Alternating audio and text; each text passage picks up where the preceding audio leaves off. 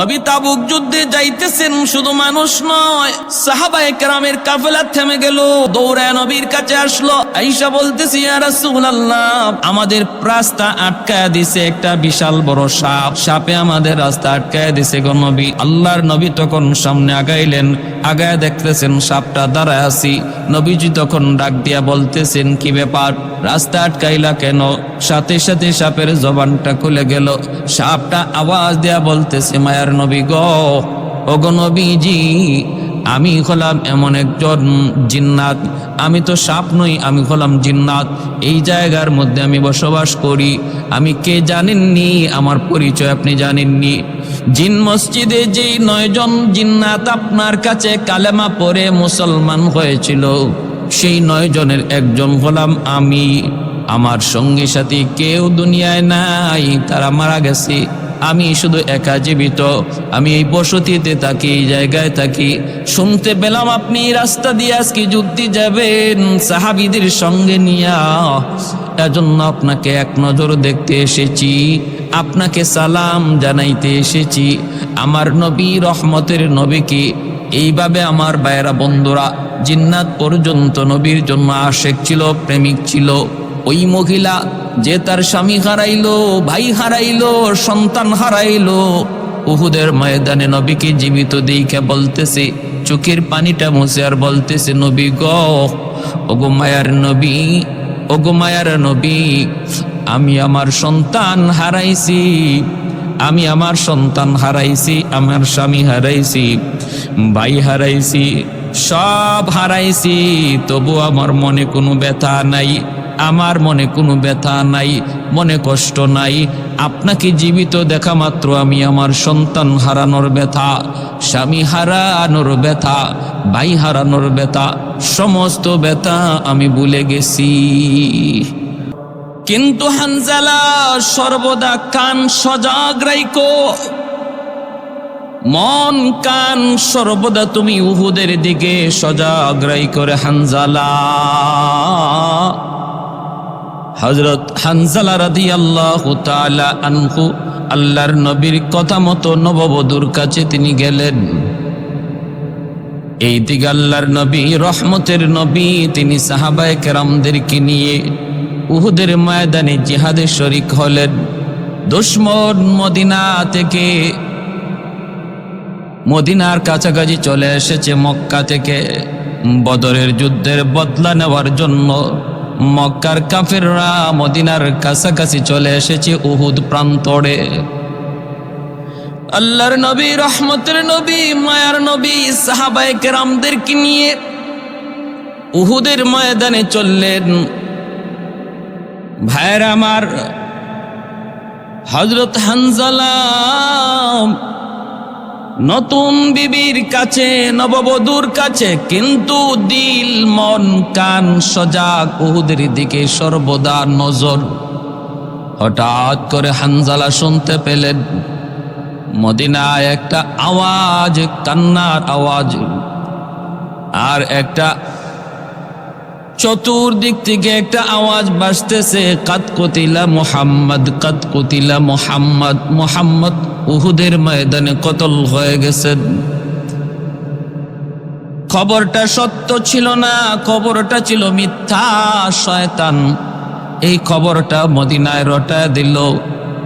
যেই মাত্রই আওয়াজ মদিনার মানুষের কানে কানে যায় পৌঁছলো, নারী শিশু পুরুষ যারা ছিল সবাই দৌড়ায় ঘর থেকে বের হলো। নারীরা কাঁদতে কাঁদতে বের হয়ে গেল, শিশুরা পর্যন্ত খেলাধুলা বন্ধ করে দিল। দুধের শিশুটা মার দুধ খাওয়া বন্ধ করে দেয়। ঘর থেকে বের হয়ে সবাই নবী নবী করতে করতে উহুদের দিকে দৌড়ায়। সাহাবীরা কান্দে, মদিনার শিশুরা কান্দে, মদিনার নারীরা কান্দে। হানজালার কানে আওয়াজ আসলো, কান্নার আওয়াজ। সাথে সাথে নববধূর কাছ থেকে বিদায় নিয়ে তিনি দৌড় দিলেন উহুদের দিকে। লাফ দিয়া তলোয়ারটা হাতে নিয়ে তিনি বের হতে চাইলেন। বিবি জাবরায় ধরলো। বিবি বলতেছে, স্বামী গো, উহুদে যাবা, নবীর সঙ্গে যুদ্ধে যাবা, আমার কোনো আপত্তি নাই, কিন্তু স্বামী গো, তোমার কাছে একটা অনুরোধ, গোসলটা তো তোমার ফরজ হয়েছে, অন্তত গোসল খানা করে যাও। হানজালা বলতেছে, বিবি গো, আমার গোসল করার মতো ধৈর্য আমার কাছে নাই। নবী যদি দুনিয়ায় না থাকে, আমি হানজালা দুনিয়া থেকে কোনো লাভ নাই। আমাকে তুমি আটকায়ও না, বাধা দিও না, সময় নষ্ট করো না, সময় নষ্ট করো না, তাড়াতাড়ি দ্রুত করে আমাকে উহুদে যাইতে দাও। হানজালা গোসল করাটার মতো ধৈর্য ছিল না। আল্লাহর নবী নাই এই খবর পাওয়ার পর পাগলের মতো তলোয়ার হাতে নিয়ে তিনি দৌড় শুরু করলেন। বের হইয়া দেখেন শিশুরা কান্দে, নারীরা কান্দে। বাইরা, একজন নারী উহুদের দিকে দৌড়ায়, উহুদের দিকে দৌড়ায়। আমার নবী নাই, নবী নাই, হায় রে আমার নবী বুঝি নাই। এই কথা বলতে বলতে মহিলা উহুদের দিকে দৌড়ায়। একজন সাহাবীর সাথে দেখা, তিনি বলেন, মাগো কই যাও? কই উহুদে যাই। কই উহুদে যায় কোনো লাভ নাই, উহুদের ময়দানে তোমার সন্তান শহীদ হয়ে গেছে। মহিলা কান্না করে আর বলে, আমি আমার সন্তানের খবর নিতে উহুদে যাই না গো, আমি তো যাইতেছি আমার দিনের নবীর খবর নেওয়ার জন্য। বলো তোমরা আমার রহমতের নবী, মায়ার নবী, দয়ার নবী তিনি কেমন আছেন? সাহাবী বলেন, নবী আলহামদুলিল্লাহ জিন্দা আছেন, নবী আহত হয়েছেন কিন্তু নবী জীবিত আছেন। মহিলা শুকরিয়া আদায় করে তবুও দৌড়ায়। আরেকজন বলতেছে, তোমার স্বামী উহুদের ময়দানে শহীদ হয়ে গেছি। মহিলায় কয়, স্বামীর খবর নিতে আমি যাই না গো, আমি তো যাচ্ছি আমার নবী কেমন আছে তাড়াতাড়ি বলো। সাহাবী বলতেছে, নবী ভালো আছেন, আল্লাহর নবী জিন্দা আছেন, জীবিত আছেন, কিন্তু আমার নবী উহুদে আহত হয়েছেন। সামনের দিকে আগায়। আরেকজন ডাক দেয়া কয়, মা সামনে যে কোনো লাভ নাই, উহুদের ময়দানে তোমার ভাই শহীদ হয়ে গেছে। মহিলা বলতেছে, আমার ভাইয়ের খবরও আমি জানতে চাই না, আমি জানতে চাই আমার নবীর খবর, তোমরা বলো। সাথে সাথে তিনি বলতেছেন, নবী ভালো আছেন। মহিলা দৌড়ে উহুদের প্রান্তরে চলে আসলো। আমার নবী রহমতের নবী উহুদের ময়দানে আহত। নবীজির দেহ মোবারক রক্তাক্ত, মাথার মধ্যে রক্ত। আল্লাহর নবী নিদান দান মোবারক উহুদের ময়দানে শহীদ হয়। নবীজি মাথার মধ্যে লোহার কড়া ঢুকে যায়। আল্লাহর নবী রহমতের নবী উহুদের ময়দানে দুশমন যখন চতুর্দিক দিয়ে নবীকে ঘিরে ফেলল, উহুদ প্রান্তর, উহুদ পাহাড় তখন জবান খুলে গেল। পাহাড়টা ডাক দিয়া বলেছিল, নবী গো, ওগো নবী, আপনি আমার মাঝে আশ্রয় নেন, আপনি আমার মাঝে আশ্রয় নেন, দুশমন আপনাকে দেখবে না। এই কথা বইলা পাহাড়টা ফেটে গেল। আল্লাহর নবী রহমতের নবী ওই ফাটা জায়গার মধ্যে যায় তিনি লুকায় গেলেন। নবী এমন ভাবে ওই ফাটা জায়গার মধ্যে তিনি লুকায় গেলেন, দুশমন নবীকে দেখতে পায় না।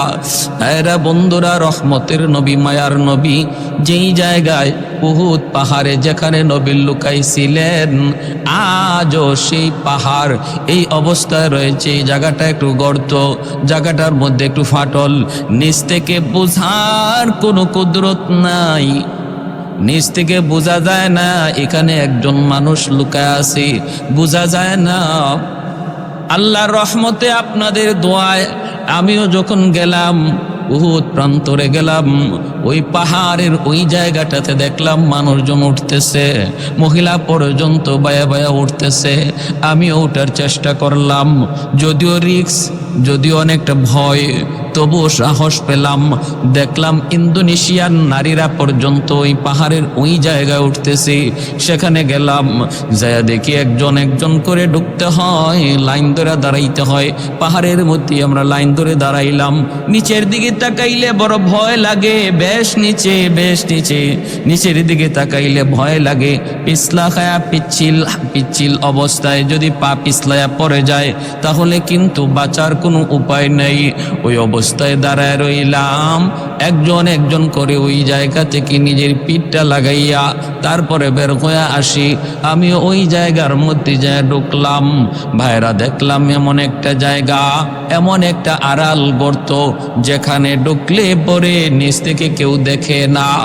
আবার নিজের বডিটা এমন ভাবে ওই জায়গায় যায় আশ্রয় নেয়। বডিটা এমন ভাবে ওই জায়গায় লুকায়, বেশি না, ছোট না, বড় না, বডির মাপে ফাটল ধরেছে। পাহাড়টা একটা বডির মাপে ফাটল ধরেছে। যেই সেখানে যাবে, যাওয়া মাত্রই তার দেহটা যেমন ভাবে পাহাড়ের সাথে লাগা এমন ভাবে লাগবে যেমন ভাবে আমার নবীর দেহটা লাগা ছিল। আপনিও যদি যান, আপনার দেহটা পাহাড়ের যেখানে যেখানে লাগবে, নিশ্চিত ওই জায়গায় আমার নবীর দেহটাও লাগছিল। এত বিপদ, উহুদের ময়দান, উহুদের যুদ্ধ এতটাই বিপর্যয় ছিল প্রাথমিক দিক দিয়া। একটা ছোট্ট ভুলের কারণে উহুদের প্রাথমিক দিকটা মুসলমানের কঠিন থেকে কঠিন বিপর্যয় ছিল। আমার নবী, রহমতের নবী, পাহাড়ের ওই জায়গায় তিনি লুকায় ছিলেন, দুশ্মন দেখে না। তখন দুশ্মন মনে মনে ভাবতেছিল মোহাম্মদ মনে হয় নাই, মোহাম্মদ মনে হয় কতল হয়ে গেছি। শয়তান মদিনায় ওই খবরটাও রটায় দিছে, মিথ্যা খবর রটায় দিছে, মোহাম্মদ কতল হয়ে গেছে উহুদে। বাইরা, কিন্তু না, আমার নবী আহত ছিলেন। নবীর দিকে বৃষ্টির মতো তীর মারতেছিল দুশমন। নবী যখন পাহাড়ের নিচে ছিলেন, হযরতে তালহা রাদিয়াল্লাহু তাআলা আনহু আমার নবীকে তিনি নিজের বুক দিয়া আড়াল করে ধরলেন, বুক দিয়া জাবড়ায় ধরলেন, বলতেছেন, নবী গো, আমি তালহার জীবন যাবে যাক, কিন্তু একটা তীর আমি আপনার গায়ে লাগতে দিমু না। এমন ভাবে জড়ায় ধরলেন, পিঠটা দিলেন দুশ্মনের দিকে। বৃষ্টির মতো দুশ্মন তীর মারতে লাগলো। প্রত্যেকটা তীর হযরত তালহা রাদিয়াল্লাহু তাআলা আনহুর পিঠের মধ্যে আইসা লাগলো। চালনির মতো যাত্রা হয়ে গেছে, শহীদ হয়ে গেলেন, কিন্তু আমার নবীর গায়ে তীর লাগতে দেন নাই, বাইরা বন্ধুরা, আল্লাহর নবী, রহমতের নবী, শহীদ সুহাদায়ে কেরামের লাশ যখন দেখতেছেন, দেখেন তালহার দেহের অবস্থাটা এত খারাপ, একটা চালনির ছিদ্র যেমন, তার বডিটাও এমন হয়ে গেছে। আল্লাহ, তুমি তোমার নবীর সাহাবায়ে কেরামের উপর রাজি হয়ে যাও। আল্লাহ, তোমার নবীর সাহাবায়ে কেরামের মর্যাদার মাকাম বাড়াও। উলাইকা আসহাবু মুহাম্মাদিন সাল্লাল্লাহু আলাইহি ওয়াসাল্লাম আবাররাহা কুলুবান ওয়া আ'মাকাহা ইলমান ওয়া আকাল্লুহা তাকাল্লুফা ইখতারাহুমুল্লাহু লিসুহবাতি নবিয়্যিহি ওয়া লিইকামাতি দীনিহি। হযরত হানজালা রাদিয়াল্লাহু তাআলা আনহু, তিনি তো তলোয়ার হাতে নিয়া উহুদে এসে ঢুকে গেলেন। উহুদের ময়দানে ডুইকা আওয়াজ দিলেন, দুশ্মনের দল, তোরা নাকি আমার নবীকে শহীদ করে দিয়েছ। আমার নবী যদি না থাকে, আমি হানজালা দুনিয়ায় থাকার কোনো অর্থ নাই। বাসরঘর বিসর্জন দিয়া নতুন বিবির মায়া মহব্বত কোরবানি দিয়ে আমি জিহাদের ময়দানে এসেছি রে। আজকে আমি হানজালার তলোয়ার থেকে একটা বেঈমানও ফিরত যাইতে দিব না।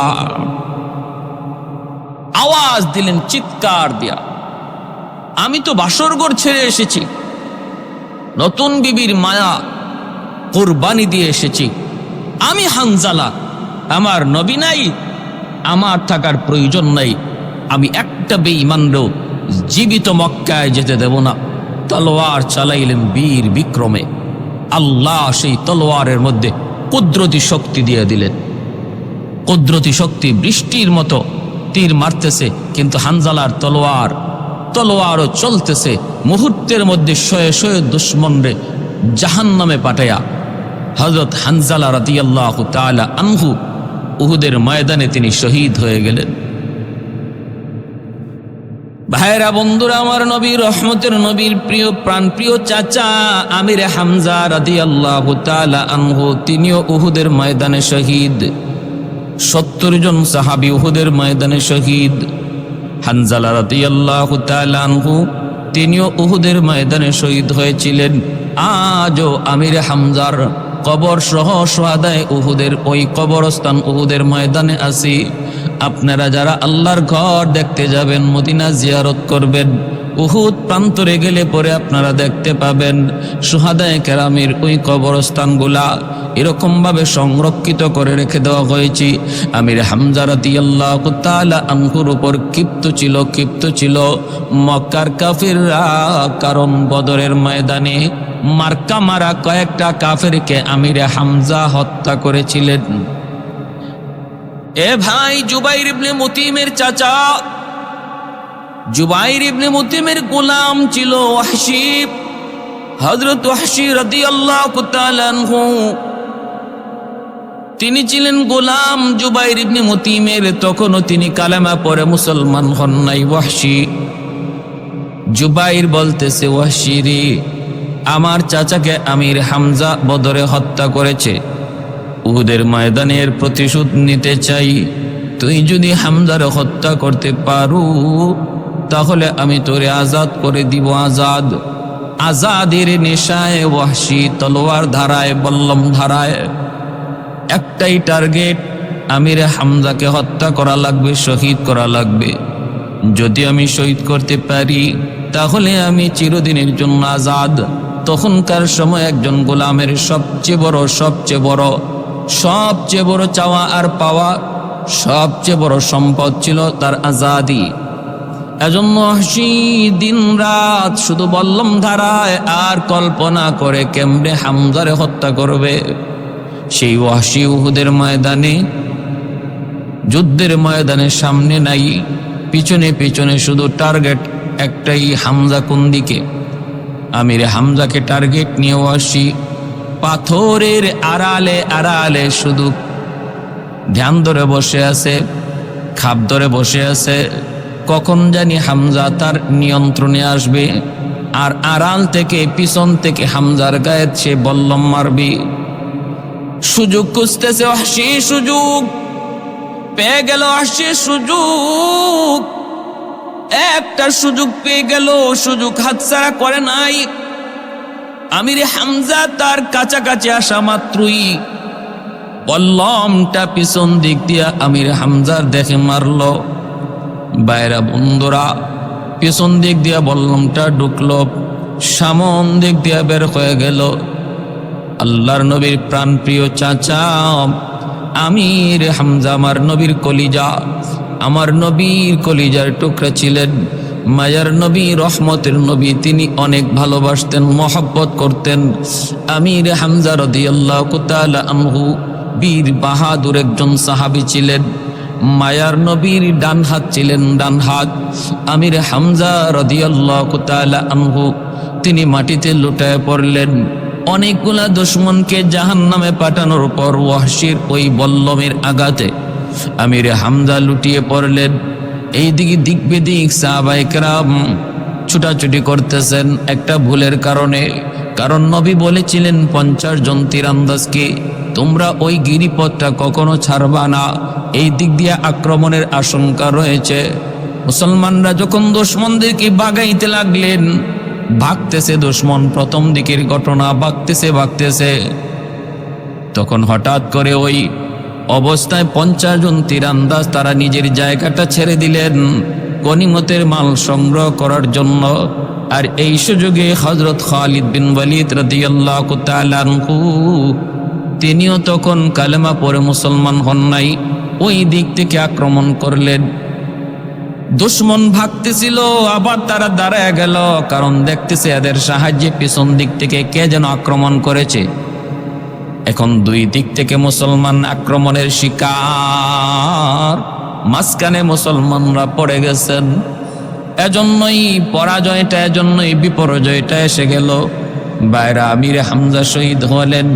আমির হামজা শহীদ হওয়ার পর হিন্দা নবীর কলিজার টুকরা চাচা যান আমির হামজার দেহটার থেকে কলিজাটা বের করলো, বুক ছিদ্র করে কলিজা বের করলো, ওই কলিজা চিবায় চিবায় হিন্দা খাইলো।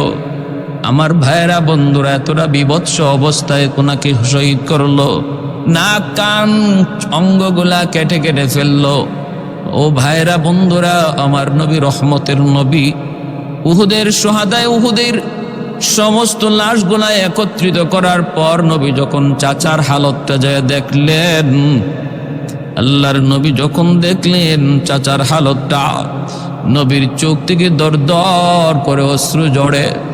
সাহাবায়ে কেরাম বলেন, আমরা মায়ার নবীকে জীবনে কোনোদিন এত কান্না করতে দেখি নাই গো, যতটা কান্না করতে দেখেছি নবী তার প্রিয় চাচা আমিরে হামজার লাশটা দেখার পর। এত কান্না, এত কান্না, এত কান্না। আমার নবী রহমতের নবী প্রাণপ্রিয় চাচা আমিরে হামজা, তিনি তো আমার নবীর ডান হাত, আবু জাহেলের মাথায় আঘাত করেছিলেন। শুধু এই কথা বলে, আমার ভাতিজা তোর কাছে দাওয়াত নিয়ে আসলো, অন্যায় তো করে নাই, অপরাধ করে নাই, তোর কোনো ক্ষতিও করে নাই, চাইলে তুই মন চাইলে দাওয়াত কবুল করবি, নতুবা কবুল করবি না। মারলি কেন, মারলি কেন? এই কথা বললেই আমির হামজা আবু জাহেলের মাথায় তলোয়ারের বাট দিয়ে আঘাত করেছিলেন, সাথে সাথে ফিনকি দিয়া রক্ত বের হয়। আবু জাহেলের সঙ্গ পাঙ্গরা আমির হামজাকে ধরতে চায়, তখন আমির হামজা মুসলমান হন নাই। সাঙ্গরা ধরতে চায়, আবু জাহেল কয় সাবধান, হামজারে তোরা চিনো না, কিন্তু আমি ভালো করে চিনি, আগুন বাড়ায়ও না, যেখানে আছে সেখানে রাখতে দাও। আমির হামজা বলেন, আবু জাহেল শুন, আমার ভাতিজা ইসলাম প্রচার করে, এটাই যদি তার অপরাধ হয়, এটাই যদি তোর কাছে তার অপরাধ হয়, তাহলে আজকে জেনে নে, আমি হামজা বলতেছি, আজ থেকে আমি আর এই মূর্তি পূজার ধর্মে নাই। আমি এখন থেকে তোদের সামনে জানাইলাম, আমি আমার ভাতিজা মুহাম্মদের ধর্ম গ্রহণ করলাম। সাথে সাথে আমির হামজা নবীর দরবারে আইসা নবীর হাতে হাত রেখে কালেমা পরে মুসলমান হয়ে গেছেন। আর নবী বলেছিলেন, চাচা যান, মাথা থেকে রক্ত ঝরছি, তবু আমার মনে কোনো কষ্ট নাই, আমি খুশি হয়ে গেলাম, দিলটা খুশি হয়ে গেল চাচা আপনার ইসলাম গ্রহণ দেখে। কারণ আমিরে হামজা ছিলেন আমার নবীর বাল্য বন্ধু এবং নবীর সমবয়সের খেলার সাথী। দীর্ঘদিন একসাথে বড় হয়েছেন, বাল্যকাল একসাথে কেটেছে, কত স্মৃতি। নবীর আপন চাচা আমিরে হামজা রাদিয়াল্লাহু তাআলা আনহু কিন্তু সমবয়সের ছিলেন, বাল্যকালের বন্ধু ছিলেন। এই চাচার লাশটা যখন দেখতেছেন উহুদের ময়দানে, নাক কাটা, কান কাটা, কলিজা নাই, কলিজা নাই, কলিজা ছিদ্র কইরা কলিজা নিয়ে গেছে, বুক ছিদ্র কইরা কলিজা নিয়ে গেছে হিন্দা। আমির হামজার উপরে এত খেপা ছিল, এত খেপা, আল্লাহ নবীর চোখ থেকে দর দর করে পানি পড়তেছে। সোহাদায়ে কেরামের লাশগুলি নবী দেখতেছেন। ওই অবস্থায় মায়ার নবী রহমতের নবী দেখেন একজন নববধূ পাগল হইয়া উহুদের ময়দানে দৌড়াইতেছে। উহুদের ময়দানে আইসা বলতেছে, উহুদের ময়দানে আইসা নবীকে বলতেছে, মায়ার নবী গো, ওগো নবী একটু শুনুন গো নবী, ওগো নবী, আমি হলাম আপনার সাহাবী হানজালার স্ত্রী, মাত্র আমাদের বিয়ে হয়েছে। ওগো নবীজি, আল্লাহর নবী গো, নবী নাই, নবী নাই। এই খবর মদিনায় যখন প্রচার হয়ে গেল, আমার স্বামী হানজালা বাসর ঘর রাইখা সাথে সাথে তলোয়ার নিয়ে সে উহুদের দিকে দৌড়াইছে। তার গোসল ফরজ ছিল গো নবী, আমি গোসল করার জন্য বলেছিলাম, কিন্তু সে তা করে নাই। সে বলছে, না, এতটুকু ধৈর্য আমার কাছে নাই, গোসল সারা জিহাদে চলে এসেছি। ওগো নবীজি, আমি খবরখানা আপনাকে জানানোর জন্য উহুদে এসেছি, শুধু এতটুকু খবর জানানোর জন্য। কারণ আমি তো জানি সোহাদায়ে কেরামের লাশটাকে গোসল ছাড়া দাফন করা হয়, গোসল ছাড়া দাফন করা হয়। কেন? কারণ হলো শুহাদায়ে কেরাম হাসরের ময়দানে যখন আল্লাহর সামনে দাঁড়াবে, আল্লাহ পাক রব্বুল আলামিন বলবে, কি নিয়ে আইছো? তখন কইব, মালিক আমি তো তোমার রাস্তায় শহীদ হয়েছি। আল্লাহ পাক বলবেন, সাক্ষ্য কি? কারো সাক্ষ্য হবে মসজিদে নববীর মিম্বর, কারো সাক্ষ্য হবে কোরআনের পাতা। মসজিদে নববীর মিম্বর সাক্ষ্য হবে হযরত ওমর ফারুক রাদিয়াল্লাহু তাআলা আনহুর শাহাদাতের সাক্ষী হবে মসজিদে নববীর মিম্বর। কারণ নামাজ পড়া অবস্থায় হযরত ওমর ফারুক রাদিয়াল্লাহু তাআলা আনহুকে হত্যা করা হয়েছিল। নামাজ পড়া অবস্থায় ওমরের গায়ে ছুরি চালানো হয়েছিল। মসজিদে নববীর মিম্বর রক্তাক্ত হয়ে গেছিল। বাইরের জন্য হযরত ওমর ফারুক রাদিয়াল্লাহু তাআলা আনহুর শাহাদাতের সাক্ষী হবে আমার নবীর মসজিদের মিম্বর। ওসমান গনি রাদিয়াল্লাহু তাআলা আনহুর শাহাদাতের সাক্ষী হবে আল্লাহর কোরআনের পাতা। কারণ ওসমান গনি তিনি যখন স্বপ্নে দেখলেন মায়ার নবী বলতেছেন, রে ওসমান, আজ তুমি রোজা রাখছো কিন্তু ইফতার করবা আমি নবীর সাথে। সাথে ওসমান গনি বুঝে ফেলছেন ইফতারের আগেই তিনি শহীদ হয়ে যাবেন। দুশমন চতুর্দিক দিয়ে উনাকে ঘেরাও করে রাখছে। সাথে আল্লাহর নবীর সাহাবী কোরআন তেলাওয়াতে বসে গেলেন। ওই কোরআন তেলাওয়াত করতেছেন আর দুশমন ভিতরে ঢুকলো। ঢুইকা ওনাকে তেলাওয়াত করা অবস্থায় আঘাত করলো মাথায়। ফিনকি দিয়া রক্তগুলি কোথায় পড়লো? কয় জমিনে নয় রে, আল্লাহর কালামের পাতাটা রক্তে লাল হয়ে গেল। এজন্য ওসমান গনি রাদিয়াল্লাহু তাআলা আনহুর শাহাদাতের সাক্ষী হবে আল্লাহর কোরআনের পাতা। এইভাবে অনেক শুহাদায়ে কেরামের সাক্ষী হবে। বিভিন্ন জায়গা, বিভিন্ন আসবাব, রক্তমাখা দেহগুলা লইয়া যখন শহীদ আল্লাহর দরবারে দাঁড়াবে, আল্লাহ বলবেন, সাক্ষ্য কি? তখন বলবে, মালিক সাক্ষ্য হলো আমার এই রক্তমাখা জামা। সাক্ষী হলো রক্তমাখা জামা। রক্তমাখা দেখো, এই রক্তমাখা দেখো আর রক্তমাখা জামা নিয়া হাসরের ময়দানে শহীদগণ আল্লাহর সামনে দাঁড়াবে। আল্লাহ পাক রব্বুল আলামিন বাইপাস তাদেরকে তখন জান্নাতে ঢুকায় দিবেন।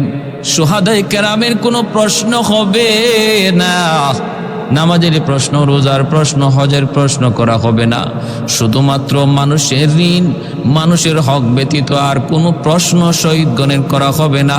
আল জিহাদু মুখতাসারু তরিকিন ইলাল জান্নাহ। মায়ার নবী বলেন, জিহাদ হলো সংক্ষিপ্ত রাস্তা জান্নাতে যাওয়ার সংক্ষিপ্ত রাস্তা, বাইপাস রাস্তা হলো জিহাদ। এজন্য আল্লাহ পাক রব্বুল আলামিন শুহাদায়ে কেরামের শাহাদাতের সাক্ষী, তার রক্তমাখা দেহ আর জামা, এটা দেখা মাত্রই বাইপাস তাদেরকে জান্নাতে দিবেন।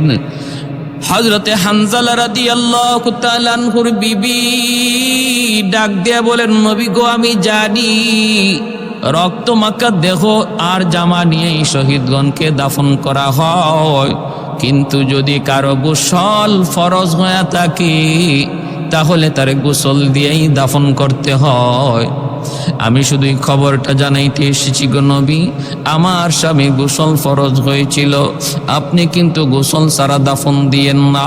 যদি আমার স্বামী শহীদ হয়ে থাকেন তাহলে কাল কিয়ামতের ময়দানে আল্লাহর তৈরি জান্নাতে দেখা হবে। আমার কোনো আফসোস নাই। আল্লাহর নবী বললেন, সাহাবীরা, কোথায় আমার হানজালা? তোমরা তালাশ করো। শুহাদায়ে কেরামের লাশের মধ্যে হানজালার লাশ পাওয়া যায় না। যারা জীবিত আছেন তাদের মধ্যে হানজালাকে পাওয়া যায় না। আল্লাহর নবী তন্ন করে উহুদের ময়দান খুঁজতেছেন, সাহাবায়ে কেরামদেরকে নিয়ে খুঁজতেছেন, কিন্তু হানজালার লাশ কোথাও পাওয়া যায় না। হানজালা জীবিতদের মধ্যেও পাওয়া যায় না। এইবার বিবিত দাঁড়ায় আছে, কয় না, আমার স্বামী জিহাদে আসছে। বিবিত সাক্ষী, আমার স্বামী জিহাদে চলে আসছে। কুশলটা পর্যন্ত ধৈর্য ধরেন নাই। আল্লাহর নবী হাত উঠায় দিলেন, চোখ দিয়া নবীর অশ্রু ঝরে কান্দেন। আর নবী হাত উঠায় বলতেছেন, মালিক আমার হানজালা কোথায়? ও মালিক, আমার হানজালা কোথায়? আমার হানজালা কোথায়? তুমি একটু খবর বলে দাও। আল্লাহ পাক রব্বুল আলামিন জিব্রাইল মারফতে জানিয়ে দিলেন, বন্ধু আমার, তোমার হানজালার শাহাদতের উপর আমি আল্লাহ এত খুশি হয়েছি, এত খুশি, এত খুশি, যে হানজালা দুনিয়ার জগতে গোসল ফরজ হওয়ার পর গোসল করাটা তার ধৈর্য ধরল না। নবীর প্রেম, নবীর ভালোবাসার মহব্বত, দ্বীনের ভালোবাসা অন্তরে থাকার কারণে আমি আল্লাহ তার শাহাদতের উপর এত খুশি হয়েছি গো নবী। তোমার সাহাবী হানজালাকে আমি দুনিয়ার পানি দিয়ে গোসল করাই নাই, তার লাশটারে আমি আকাশে উঠাইয়া আমার সম্মানিত ফেরেশতা দ্বারা জান্নাতি পানি দিয়ে আমি তারে গোসল করাইতেছি। সৈয়দে কৌনৈন তেরি জানে সারো কো সালাম, सैयदे कौनैन तेरी जाने सारो को सलाम, यानी गिरदोन नबूवत के सितारों को सलाम, यानी गिरदोन नबूवत के सितारों को सलाम, उन हिजाज़ी गाजियों को शहसवारों को सलाम, यानी गिरदोन नबूवत के सितारों को सलाम। আল্লাহর নবী, রহমতের নবী বলেন, সাহাবীরা শান্ত হও, আমার হানজালারে তালাশ করে কেউ পাবা না। আমার হানজালার লাশ আকাশে দুনিয়ার কোনো পানি দিয়া নয়, দুনিয়ার কোনো মানুষের হাত দিয়া নয়, আল্লাহ পাকের নূরের তৈরি ফেরেশতা দিয়া জান্নাতি পাথর, জান্নাতি পানি দিয়ে আল্লাহ পাক রব্বুল আলামিন হানজালারে গোসল করাইতেছে। ভাইরা বন্ধুরা, কিছুক্ষণ পরে একজন সাহাবী দৌড়ে আসছেন, আয়েশা বলতেছেন, নবী গো, ওগো নবীজি, আমি তো হানজালার লাশটা জিহাদের ময়দানে, উহুদের ময়দানের একটা কোনায় দেখেছি। আল্লাহর নবী, রহমতের নবী সাহাবীদেরকে নিয়ে দৌড়ায় গেলেন। যায় নবী দেখেন হানজালার লাশটা পড়ে আছে, কিন্তু লাশটা একদম পরিষ্কার, রক্ত তার গায়ে নাই, জামাতেও নাই। মায়ার নবী তাকায় দেখেন জান্নাতি পানির দ্বারা গোসল দেওয়ার এই পানি টপটপায়া এখনো তার মাথা থেকে পড়ে, দেহ থেকে পানিটা পড়তেছি। ভাইরা বন্ধুরা, ওই পানি, গোসলের পানি এখনো তার দেহে লেগে আছে, মাথা থেকে টপটপায়া পড়তেছে। আল্লাহর নবী, রহমতের নবীর চোখ দিয়ে দর দর করে পানি চলে আসলো। নবীজি কান্দেন। এজন্যই হযরত হানজালা রাদিয়াল্লাহু তাআলা আনহুর উপাধি ছিল গাসিলুল মালাইকা, যাকে ফেরেশতারা গোসল দিছেন, তাও দুনিয়ার কোনো পানি দিয়া নয়, জান্নাতি পানি দিয়া। আমার ভাইয়েরা বন্ধুরা, জন্য বলতেছি, হযরত হানজালা রাদিয়াল্লাহু তাআলা আনহুর নবী প্রেম, নবী ভালোবাসা, এতটা প্রেমিক, এতটা প্রেম, এতটা ভালোবাসা, আল্লাহর নবীর জন্য সাহাবায়ে কেরাম এত পাগল। নবী তাবুক যুদ্ধে যাইতেছেন, শুধু মানুষ নয়, সাহাবায়ে কেরামের কাফেলা থেমে গেল, দৌড়ায় নবীর কাছে আসলো। আয়েশা বলতেছি, ইয়া রাসূলুল্লাহ, আমাদের রাস্তা আটকায় দিছে একটা বিশাল বড় সাপ, সাপে আমাদের রাস্তা আটকায় দিছে গো নবী। আল্লাহর নবী তখন সামনে আগাইলেন, আগায় দেখতেছেন সাপটা দাঁড়ায় আছি। নবীজি তখন ডাক দিয়া বলতেছেন, কি ব্যাপার, রাস্তা আটকাইলা কেন? সাথে সাথে সাপের জবানটা খুলে গেল। সাপটা আওয়াজ দেয়া বলতেছে, মায়ার নবী গো, ওগো নবীজি, আমি হলাম এমন একজন জিন্নাত, আমি তো সাপ নই, আমি হলাম জিন্নাত। এই জায়গার মধ্যে আমি বসবাস করি, আমি কে জানেননি, আমার পরিচয় আপনি জানেননি। জিন মসজিদে যেই 9 জন জিন্নাত আপনার কাছে কালেমা পড়ে মুসলমান হয়েছিল, সেই 9 জনের একজন হলাম আমি। আমার সঙ্গী সাথী কেউ দুনিয়ায় নাই, তারা মারা গেছে, আমি শুধু একা জীবিত। আমি এই বসতিতে থাকি, এই জায়গায় থাকি। শুনতে পেলাম আপনি রাস্তা দিয়ে আজকে যুদ্ধে যাবেন সাহাবীদের সঙ্গে নিয়া। এজন্য আপনাকে এক নজর দেখতে এসেছি, আপনাকে সালাম জানাইতে এসেছি। আমার নবী রহমতের নবীকে এইভাবে আমার ভাইয়েরা বন্ধুরা জিন্নাত পর্যন্ত নবীর জন্য আশেক ছিল, প্রেমিক ছিল।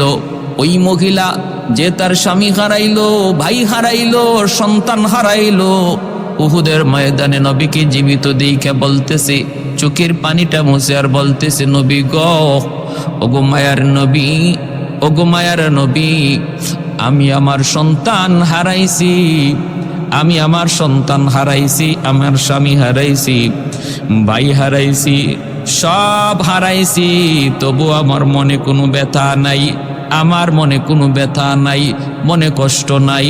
আপনাকে জীবিত দেখা মাত্র আমি আমার সন্তান হারানোর ব্যথা, স্বামী হারানোর ব্যথা, ভাই হারানোর ব্যথা, সমস্ত ব্যথা আমি ভুলে গেছি। উলাইকা আসহাবু মুহাম্মাদিন সাল্লাল্লাহু আলাইহি ওয়াসাল্লাম আবাররাহা কুলুবান ওয়া আ'মাকাহা ইলমান ওয়া আকাল্লুহা তাকাল্লুফা ইখতারাহুমুল্লাহু লিসুহবাতি নবিয়্যিহি ওয়া লিইকামাতি দীনিহি ফারিফু লাহুম ফাদলাহুম ওয়াত্তাবিউহুম ফি হাদিহিম ওয়া সিয়ারিহিম ফাইন্নাহুম কানু আলাল হুদাল মুস্তাকিম। এরাই ছিলেন আমার নবীর সাহাবী।